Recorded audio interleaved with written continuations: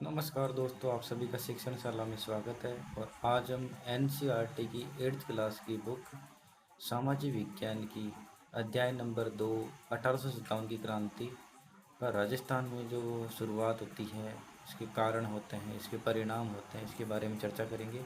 तो अध्याय नंबर 2 है 1857 का स्वतंत्रता संग्राम एवं राजस्थान। तो चलिए दोस्तों, वीडियो को शुरू करते हैं।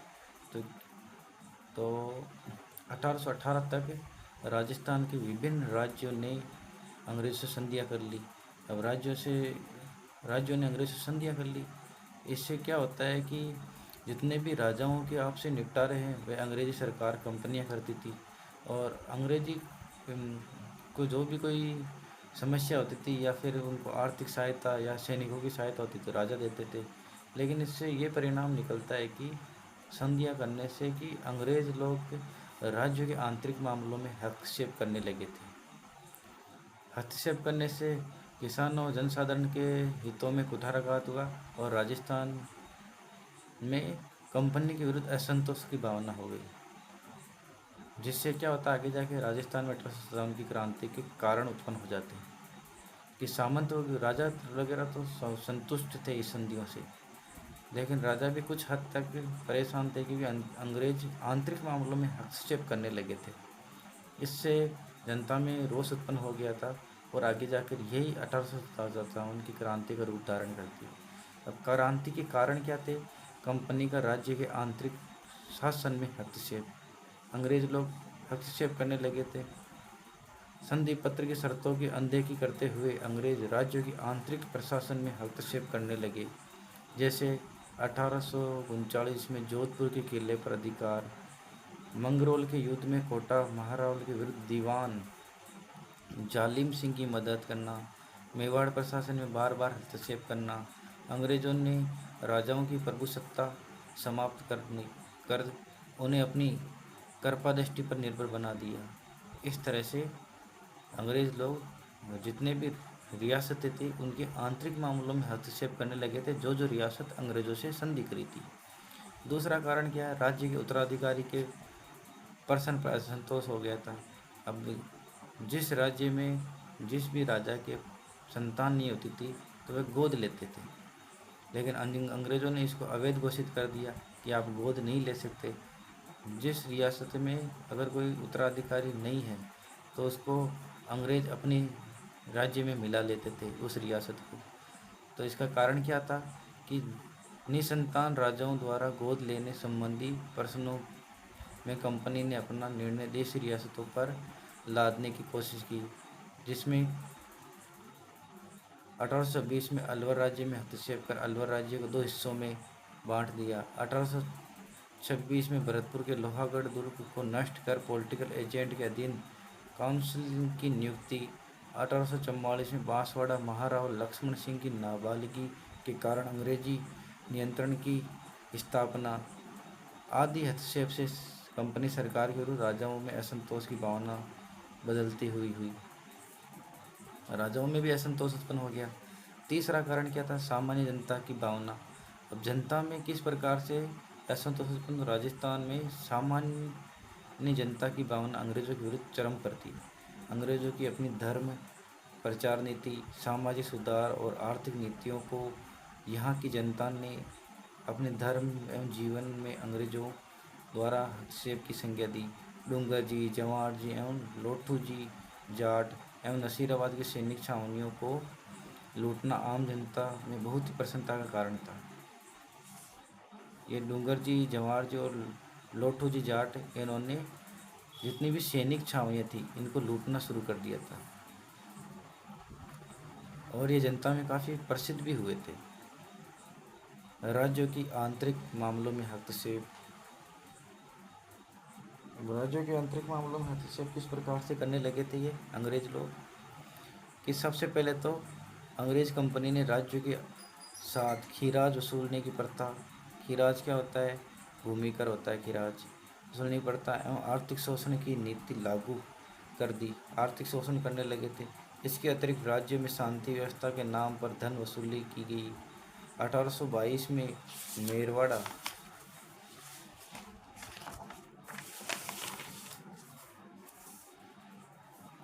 बटालियन की स्थापना। 1822 में मेरवाड़ बटालियन की स्थापना कर दी।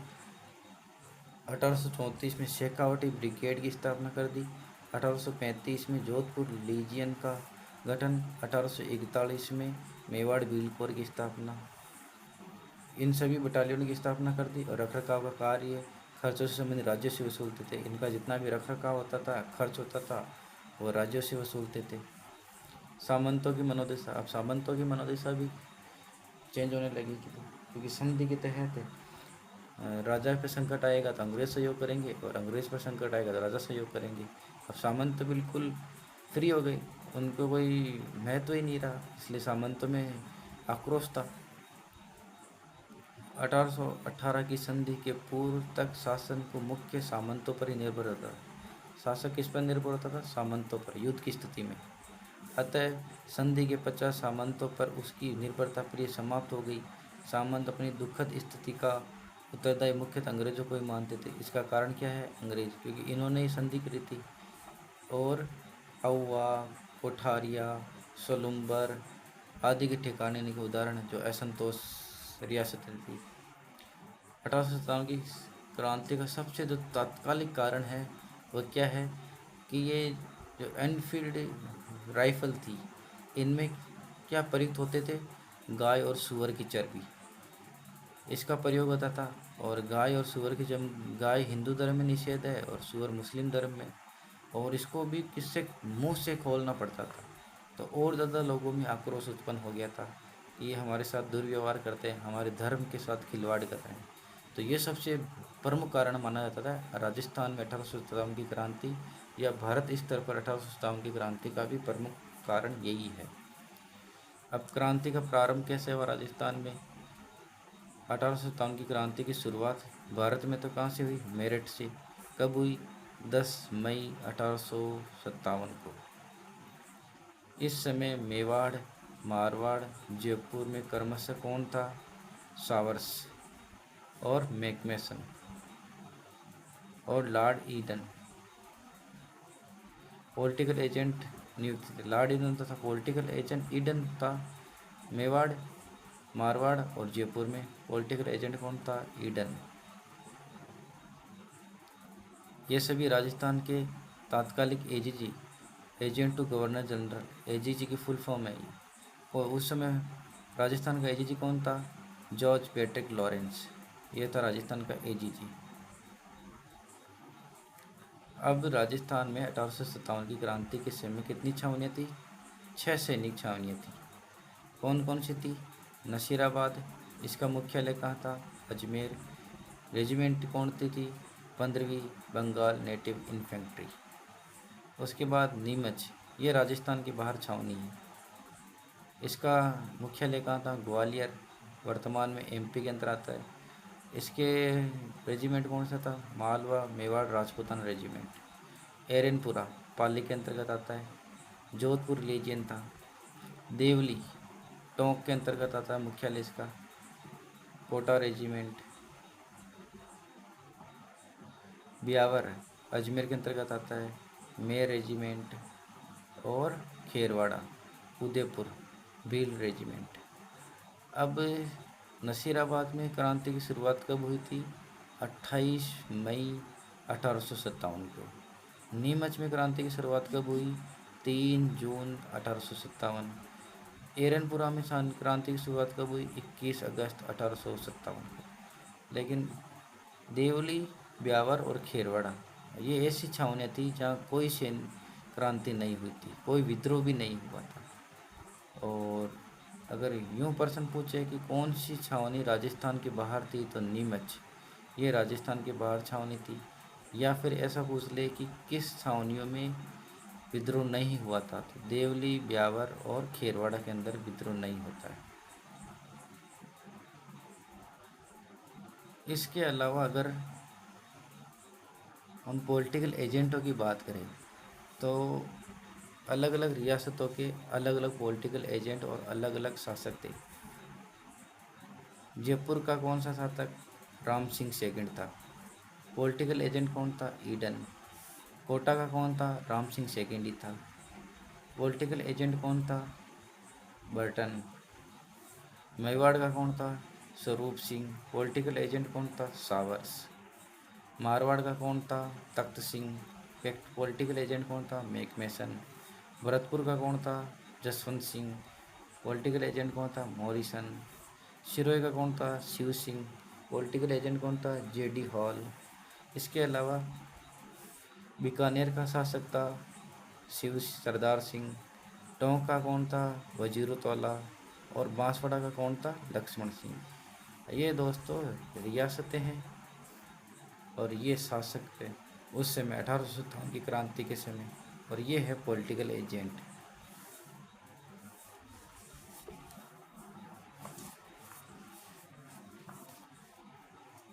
इसी तरह से इन सैनिक छावनियों में 5,000 सैनिकों के अतिरिक्त कोई भी यूरोपियन सैनिक नहीं था। एक ये भी कारण 1857 की क्रांति का। अतः एजीजी के लिए उन्हें नियंत्रण में रखना एक गंभीर चिंता का विषय था।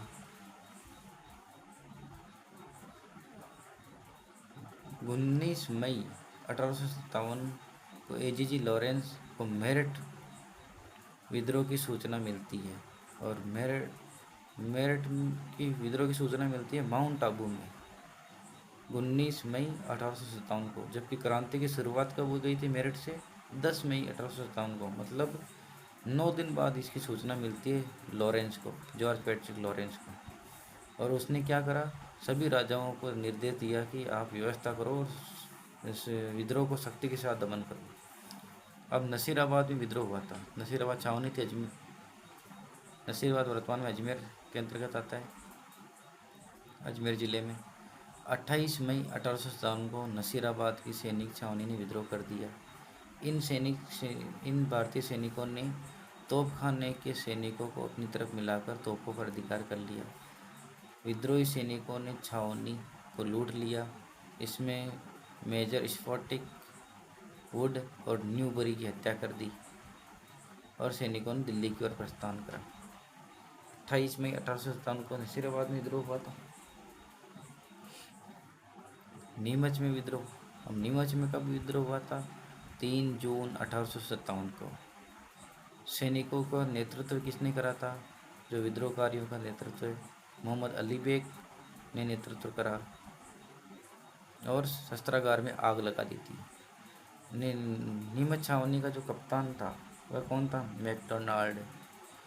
वो किले की रक्षा का प्रयास करा, परंतु किले में तैनात सेना ने संघर्ष शुरू कर दिया। विद्रोही सैनिक चित्तौड़, अमीरगढ़, बनेड़ा में अंग्रेजी बंगलों को लूटते हुए शाहपुरा पहुंचे। शाहपुरा का जागीरदार ने विद्रोही सैनिकों की रसद की आपूर्ति करी। नीमच की क्रांति की सूचना पाते ही सावर्स, पॉलिटिकल एजेंट था सावर्स, ने मेवाड़ के एक पलटन को क्रांतिकारियों को निकाल भेजा और स्वयं नीमच की ओर चढ़ा। सावर्स ने कोटा, बूंदी और मेवाड़ की सेना को सहायता से नीमच पर अधिकार कर लिया। एरनपुरा में विद्रोह हुआ था। कब हुआ था? 21 अगस्त 1857 को। जोधपुर लीजियन में मोती खां, सूबेदार शीतल प्रसाद एवं तिलक राम के नेतृत्व में विद्रोह हुआ। और नारा कौन सा लगाया था? चलो दिल्ली मारो फिरंगी। इन्होंने नारा लगाया था चलो दिल्ली मारो फिरंगी और दिल्ली की ओर चढ़े। अहुआ का ठाकुर कुशाल सिंह ने इन सैनिकों से मिला और उसके साथ अहुआ ले गया। एरनपुरा में 21 अगस्त 1857 को क्रांति होती है। मोती खां और शीतल प्रसाद और तिलक राम के नेतृत्व में क्रांति की शुरुआत होती है और चलो दिल्ली मारो फिरंगी नारा लगाते हैं और कुशाल सिंह इन्हें आहुआ ले जाता है। अब आहुआ में विद्रोह होता है। आहुआ का ठाकुर कौन था? कुशाल सिंह चंपावत। नेतृत्व इसने ही करा था एरनपुरा का। एरनपुरा वर्तमान में पाली में है। आहुआ, आसोप और अल्लानियावास, लाबिया, गुल्लर, रूपवास आदि के रियासतों के जो सामंत थे इनके आ गए थे सैनिक और इन्होंने क्रांतिकारियों का साथ दिया। 8 सितंबर 1857, 8 सितंबर 1857 को बिठोड़ा यानी पाली का युद्ध हुआ था। इसमें कैप्टन कौन था? हिथकोट। और जोधपुर का महाराजा कौन था? तख्त सिंह की संयुक्त सेना हुई थी। इसमें तख्त सिंह और हथकोट की पराजय हुई थी। 18 सितंबर 1857 को क्रांतिकारियों तथा जोधपुर के पॉलिटिकल एजेंट मैकमेसन के बीच चोलवास का युद्ध होता है। चोलवास के युद्ध को गोरा काला का युद्ध भी कहते हैं। और इसमें मैकमेसन का सिर काटकर अवा के किले पर टांग दिया। ब्रिगेडियर होम्स के नेतृत्व में फिर एक सेना हुई थी जनवरी 1858 को। इसमें अहुआ पर आक्रमण करा था होम्स ने और किले पर अधिकार कर लिया। खुशहाल सिंह भाग गया वहाँ से। और अहुआ की क्रांति को आज भी लोग होली के दिन लोक संगीतों के माध्यम से याद करते हैं। लोकगीत कौन सा है? ढोल बाजे चंग बाजे भले बाजे बाकियो, एजेंट को मारकर दरवाजे पर टांकियो। ये लोकगीत आज भी प्रचलित है।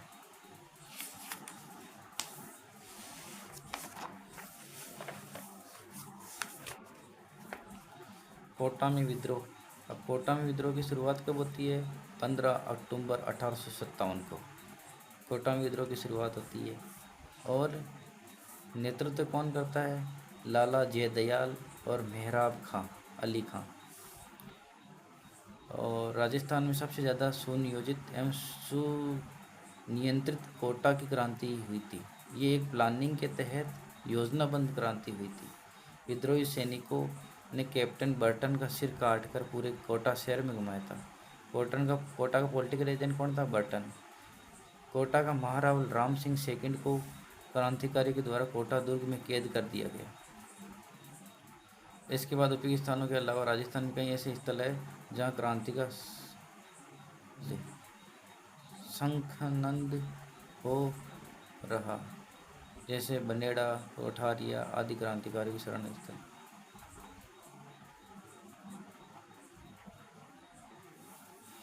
क्रांति का समापन कब हुआ था? जून 1858 को। जून 1858 को क्रांति का समापन हुआ था। अंग्रेजों ने अधिकांश रियासतों पर पुनः अपना नियंत्रण स्थापित कर तात्या टोपे, कोटा के क्रांतिकारी जयदयाल और मेहराब खां को फांसी दे दी गई। इस तरह क्रांति का समापन हुआ था।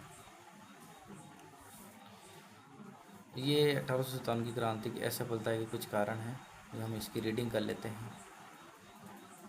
अधिकांश राजा महाराजाओं द्वारा अंग्रेजों को भरपूर सहयोग प्रदान करना पहला कारण। दूसरा कारण क्या था? क्रांति समय से पूर्व प्रारंभ हो गई थी। क्रांति की शुरुआत कुछ सीमित स्थानों पर हुई। कोटा, नसीराबाद, भरतपुर, धौलपुर, टोंक आदि विद्रोह अलग अलग समय पर शुरू हुए थे। कुशल एवं संगठित नेतृत्व का अभाव था। राजस्थान के क्रांतिकारियों में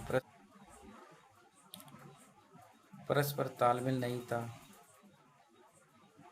इसके पास साधनों का अभाव था। मारवाड़, मेवाड़ व जयपुर आदि के शासकों में तात्या टोपे का सहयोग नहीं दिया। परिणाम क्या निकला 1857 की क्रांति का? कि राजस्थान के शासकों ने क्रांति के प्रभाव को रोकने के लिए पर्याप्त प्रयास किए। ब्रिटिश सरकार ने राजाओं को अंग्रेजी शिक्षा देना प्रारंभ किया। यही नहीं पुरस्कार देना, उपाधि देना शुरू कर दिया था। सामंतों ने अंग्रेजों के विरुद्ध संघर्ष किया। इसलिए क्रांति की समाप्ति के पश्चात अंग्रेजों ने सामंत वर्ग की शक्ति को समाप्त करने की नीति अपनाई। अंग्रेजी शिक्षा पद्धति का विस्तार किया ताकि नौकरशाही अंग्रेजी शिक्षा प्राप्त अनुभवी एवं स्वामिभक्त व्यक्तियों की भर्ती की जा सके। अंग्रेजों ने अपने सैनिक एवं व्यापारिक हितों की पूर्ति के लिए यातायात के साधनों का विकास किया।